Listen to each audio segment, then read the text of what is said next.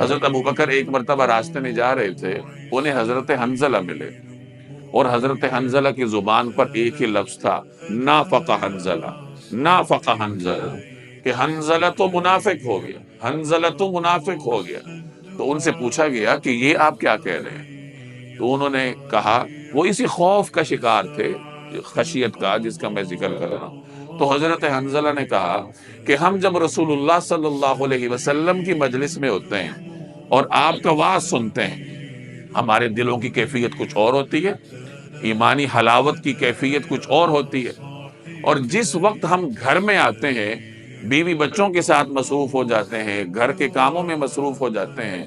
تو جو ہماری کیفیت ہے وہ بدل جاتی ہے۔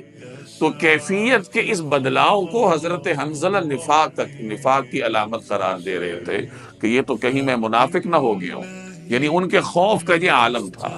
تو حضرت ابوبکر نے فرمایا کہ یہ صورتحال تو ہم سب کی ہے، تو آؤ پوچھتے ہیں نبی کریم صلی اللہ علیہ وسلم۔